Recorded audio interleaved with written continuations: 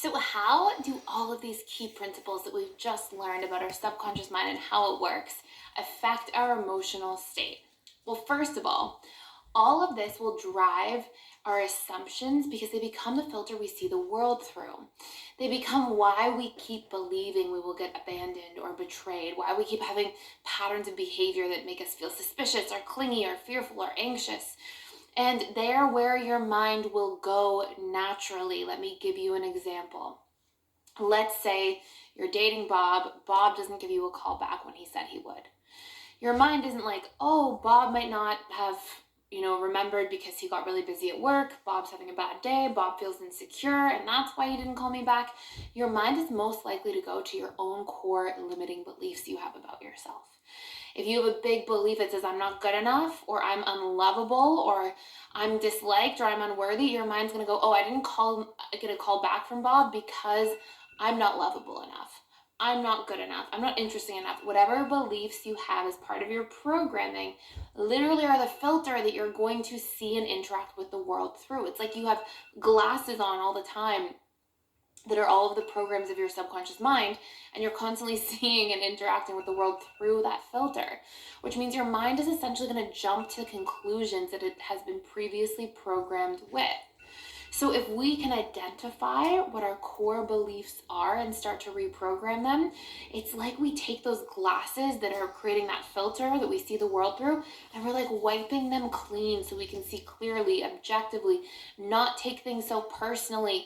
And we can actually make ourselves feel more secure, more confident, and just be open a lot more in our lives to possibilities and to taking action. And most importantly, arguably, our mind spends a tremendous amount of time giving emotional real estate to past limiting beliefs and how they drive our thoughts and emotions. So it's like if I'm constantly carrying around this belief on my back that says I'm not good enough and I'm disliked, when I go into that networking event, I'm going to feel so insecure, so anxious.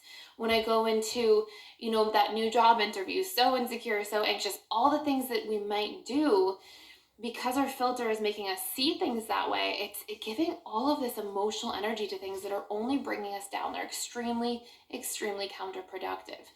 And when we can start cleaning that stuff up and removing those stains off of our glasses, all of a sudden we get into a position where it's like we actually have more energy in life. We feel better, we sleep better. Like these things literally drive and create changes and impact on our neurochemistry over time because our emotions are made up of neurochemical reactions. So if I'm constantly telling the story of how I'm not good enough and I'm disliked, how do I feel? Right? I start feeling anxious. I start feeling afraid. I start feeling sad. I start feeling in despair. Versus if I start telling the story about how I am good enough, I am worthy of making new relationships at this networking event that I'm about to go into. Well, what happens instead? I'm having positively oriented thoughts, which drive positively oriented emotions, which actually produce neurochemical reactions of like dopamine, serotonin, oxytocin if I'm bonding with people in there. So my neurochemistry is impacted by my belief and thought patterns throughout the course of the day. So this stuff has a tremendous impact on how we feel. And it's going to drive the meaning we keep assigning to things. Again, when we have a job rejection, we're going to go, oh, it's because I'm not good enough. Oh, it's because, people don't really naturally like me. Oh, it's because, and those stories not only are excruciatingly painful over time, but they really prevent us from reaching our potential in life. And this doesn't just apply to the job interview or networking event. This applies to our relationships. This applies to our friendships in relationships, family, romantic relationships. This applies to our dreams, our goals, the things we want to create in our lives. So learning the tools and sort of tricks about the subconscious and how it works opens up your world to you to see and experience life differently, especially when you can start hacking the process and reprogramming things that are no longer serving you. Now, one thing that's really important to recognize is we tend to have major core beliefs. Over the course of working with people in my client-based practice for a long time and seeing tons and tons of people, I realized that we tend to have major core beliefs when we boil things down. There are things like, I am not worthy, I am disrespected, I am powerless, I am helpless, I have no control, I will be rejected, I will be abandoned, I will be betrayed. And so we have a bunch of them.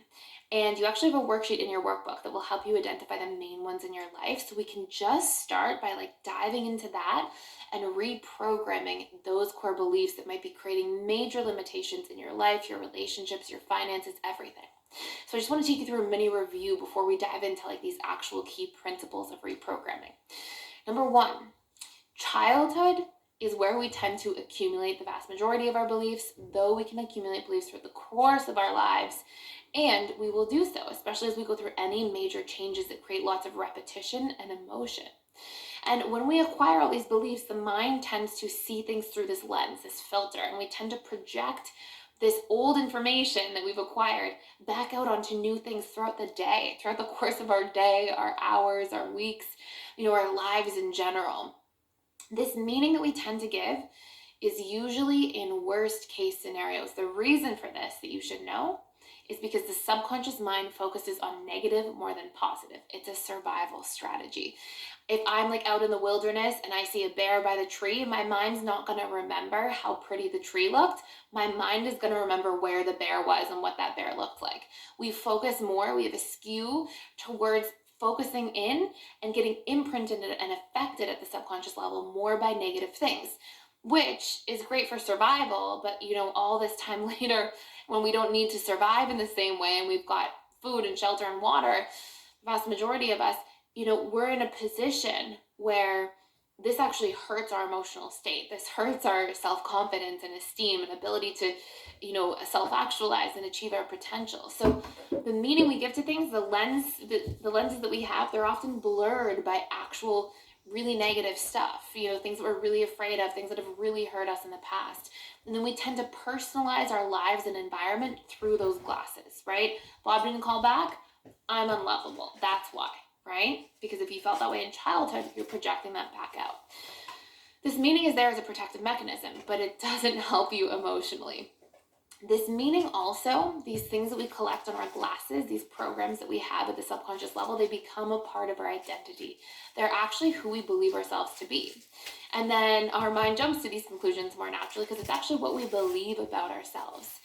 And these are exactly the things that create the most limitations in our lives. So stay tuned for the next module, and we're going to teach you all about reprogramming, how to reprogram, and I'm going to give you a really effective starting tool for your reprogramming journey.